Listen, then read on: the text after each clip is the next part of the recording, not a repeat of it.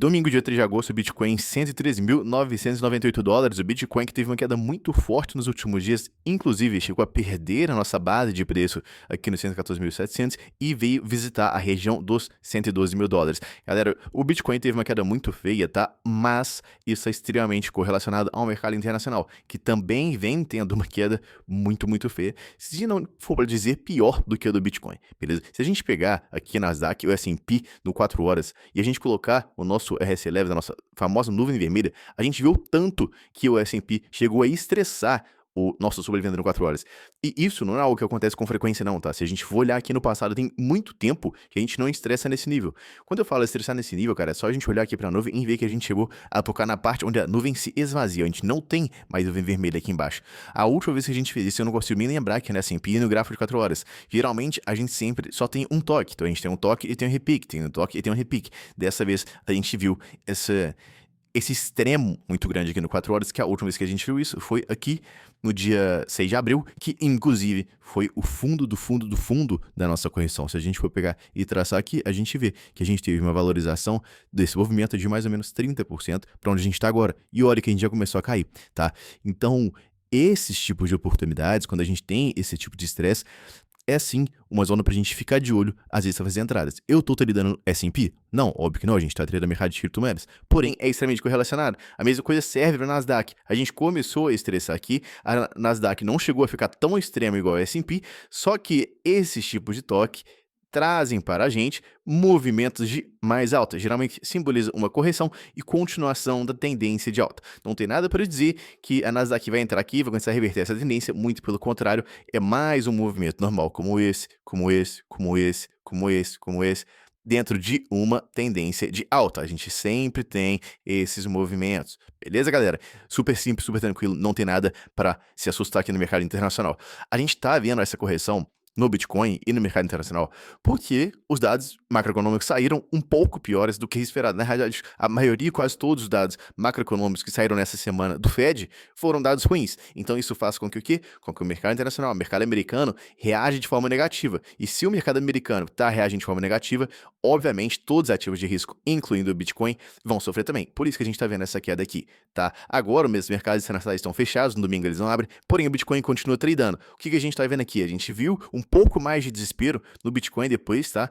Mesmo com o mercado americano fechado, a gente continuou a queda, porém a gente já tá devolvendo essa queda com esse repique, beleza? Cara, o Bitcoin pra mim agora continua muito bonito. A gente também estressou bastante 4 horas em sobrevenda. Essas linhas que eu tô traçando aqui, tá, galera? Não importa onde você traçar. Você pode traçar a linha do jeito que você quiser. Você pode traçar ela aqui, você pode traçar essas formas aqui. Não importa, tá? A linha de tendência aqui serve a ser rompido. O que eu quero mostrar pra vocês é o padrão que a gente tá. Aqui é a mesma coisa, tá? Tinha gente que traçava a linha aqui, tinha gente que traçava a linha aqui. Não importa. O que importa é que a gente tinha padrão de continuação da alta aqui, a gente tem padrão de continuação da alta aqui, e esse padrão de continuação da alta continua válido e tende a romper pra cima. Lembra que eu venho sempre comentando com vocês, o momento que a gente quer investir nesses padrões de continuação da alta não é aqui no topo, é sempre próximo da base. Então, eu venho falando que eu gostaria de investir aqui, eu gostaria de investir aqui e eu gostaria de investir nessa região. Eu investi aqui e, novamente, eu investi aqui. Então, eu abri, sim, uma posição em Bitcoin. Eu tô aqui no long.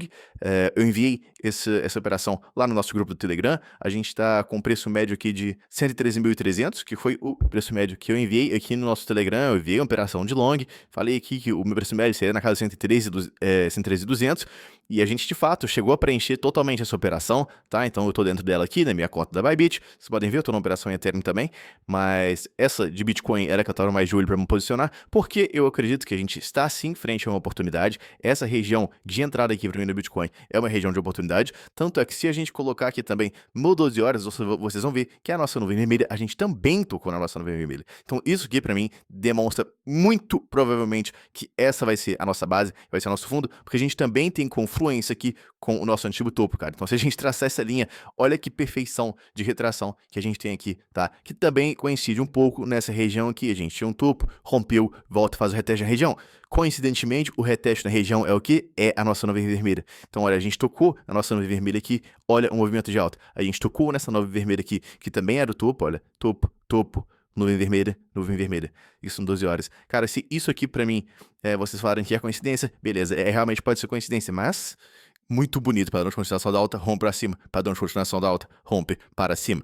Então, velho, análise técnica aqui não tem, é impossível dizer que o Bitcoin vai vir, vai romper e vai cair aqui. Essa não é a maior probabilidade. Se alguém tá te falando isso, é simplesmente maluco, é mais um daqueles que compra aqui e resolve vender aqui, longa aqui e shorta aqui e não faz o contrário, beleza? Aqui pra mim é zona de investimento, sim, análise técnica mostra isso de forma muito clara. Outra coisa também, novamente, nuvem de sobrevenda do 12 horas. Tocamos aqui, movimento de alta, tá? Então, historicamente falando, isso aqui é uma oportunidade de investimento no Bitcoin. Mac, isso quer dizer que então você está comprando em Bitcoin para longo prazo aqui? Não. Investimento de longo prazo, eu prefiro esperar movimentos maiores. Eu iria traçar um Fibonacci daqui até o topo do movimento e iria esperar às vezes umas retrações nessa região. Eu acredito que a gente vai chegar aqui? Não. Eu acredito que esse aqui muito provavelmente é o nosso fundo. A gente deve ver movimentações de alta nos próximos dias e a região para poder investir, que eu falei em Bitcoin, é abrir posições de long, trades, swing trades, igual eu enviei aqui no Telegram. É um swing trade. Eu quero carregar isso aqui até ali os 120 mil dólares.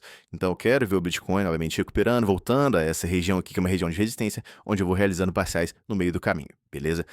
Mac, por que você acha também que isso aqui, o que mais que traz confluência para dizer que esse aqui pode ter sido um fundo? Cara, traçando a nossa Fibonacci um pouco mais curta, a gente vê que a gente bateu no 0,382 do movimento, tá? Então a gente teve finalmente uma retração do movimento de alta. Lembra, eu sempre falo com vocês, a gente busca investir em retrações do movimento dentro da nossa zona de Fibonacci, que coincidentemente, olha, dá na nossa região de topo anterior. Então, novamente, a nossa análise técnica demonstra que isso aqui é, mais uma vez, uma continuação do movimento de alta. Não só isso, a gente olhar a nossa análise de sentimento também, ela está perfeita, ou está muito boa, para falar a verdade. A gente vê que o Fear and Greed finalmente indo para o neutro. Então, o Bitcoin, cara, próximo das máximas históricas, a gente está 6% das máximas históricas e vemos a galera no neutro. Como que isso é possível? O Bitcoin, ele tá em 114 mil dólares e não tem ninguém eufórico. Muito pelo contrário, o pessoal tá quase começando a ficar com medo. Então, novamente, nota para mim que a gente tem que aproveitar esses movimentos de queda para fazer boas trades e pegar boas posições nas criptomoedas que a gente gosta, beleza? Cara, olhando um pouco também a questão da RSI, eu queria mostrar para vocês, a gente vê que a maioria das altcoins agora já estão ficando fracas, tá? A gente tem pouca moeda forte comprada ao Bitcoin e muita moeda mais fraca. A gente vê que a média do RSI já está abaixo aqui, quase chegando em fraqueza. Isso demonstra o quê? Que, novamente, a gente está vendo a nossa dominância do Bitcoin tendo repique. Eu venho falando isso com vocês para tomar bastante cuidado com altcoins, que quando a gente chega, deixa eu tirar no vermelho, quando a gente chega nessa região aqui, é uma região onde a gente tende a ter repique. Quando é que eu coloquei essa setinha? Venho falando que é bem provável que a gente fosse ver essa dominância do Bitcoin escalando. Eu ainda acho que a gente pode ver ela escalando um pouco mais, inclusive até voltar nessa zona aqui que eu marquei para vocês. Eu acho que é bem esperado que a gente veja isso, e caso isso aconteça, a gente vai ver as altcoins sofrendo mais. Então, se eu colocar aqui Solana, por exemplo, cara, olha a queda que a Solana tá tendo. A Solana tá caindo no seu topo aqui 25%, enquanto o Bitcoin, ele tá caindo aqui 8%, 9%, tá? Então, se a gente for pegar outras criptomoedas, vamos pegar a Sui, por exemplo. Sui também, a gente tem 26%, tá? Então, a dominância do Bitcoin está dando esse repique, a gente está vendo mais fraqueza nas altcoins, então por isso que neste momento eu quero me posicionar mais em Bitcoin e Ethereum, porque Ethereum também está muito forte. Se a gente for olhar aqui do topo, a gente teve uma queda só de 15% no Ethereum, beleza? Então, Ethereum e Bitcoin demonstrando forças. O Ethereum para mim está longe de uma região de investimento ou entrada em posicionamento swing trade muito grande, é mais trades curtos. Aqui para mim seria uma zona que talvez eu me interessaria em Ethereum, gostaria de ver esse movimento mais. Dentro dessa região aqui é só trades curtos para tentar pegar um scalp, beleza? Cara, voltando à análise de sentimento, a gente tem aqui o Bitcoin. Continua muito bonito, tá? A gente viu logo o short ratio aumentando, então a gente estava vendo na maioria do movimento a galera acreditando na queda, e agora a gente começa a ver o pessoal acreditando na alta. Max, você fica desesperado com isso? Não acho que é um ponto muito negativo, porque a gente não vê o open interest subindo, muito pelo contrário, ele está caindo junto com o movimento de queda, tá? Então esse aumento no long short ratio é normal, tá? Principalmente que a gente chegou aqui, no nosso topo anterior, chegou em uma zona que realmente abrir posições de long se torna estatisticamente mais lucrativo, mais provável de você conseguir fazer dinheiro com longs. Então é normal o mercado acreditar nesse movimento. Mas, de qualquer forma, a gente tá vendo aqui, cara, uma da maior sequência de vendas a mercado nesse nível na história do Bitcoin. Eu nunca vi o Bitcoin próximo da máxima histórica, e olha que eu tô anos e anos nesse mercado, ver esse volume de vendas a mercado no topo. Cara, impressionante como que o Bitcoin em 115 mil dólares, 118 mil dólares, 120 mil dólares, a maioria do mercado tá vendendo. E a gente viu também uma das maiores liquidações de long aqui dos últimos dias. é essa barrinha verde aqui. Se a gente for ver, a última vez que a gente teve liquidações desse nível foi só aqui no dia 12 de junho e depois no dia 5 de junho, que coincidentemente, o dia 12 de junho aqui foi muito próximo do nosso fundo, aqui foi o nosso fundo e aqui foi um outro fundo.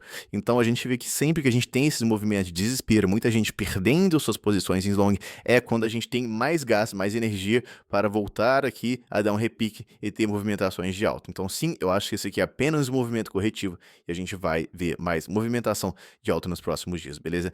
Galera, é isso que eu tenho pra falar pra vocês. Cara, não caiam nessas narrativas de pessoas desesperadas que vão falar que por algum motivo milagroso, agora que o Bitcoin bateu aqui no nosso suporte perfeitamente, chegou nas nossas zonas de entrada, chegou em momentos bons de investimento, não cair narrativas falando que agora os dados macroeconômicos estão ruins, agora os Estados Unidos vai perder, agora o S&P vai cair mais, agora a Nasdaq vai cair mais. Cara, não é isso que tem de acontecer, tá? No passado, sempre esses movimentos tendem a ser vistos como oportunidade, então a gente tem que tratar eles como oportunidades. A gente não faz investimento no topo, a gente faz investimentos em movimentos de retração, principalmente um movimento como esse que para mim aqui é muito claro que a maior probabilidade é a gente continuar alta. A gente fez um reteste de rompimento do nosso topo histórico anterior. Isso aqui para mim é maravilhoso, junto com todas essas confluências que eu estou mostrando para vocês. Por isso que eu abri posições no Bitcoin aqui.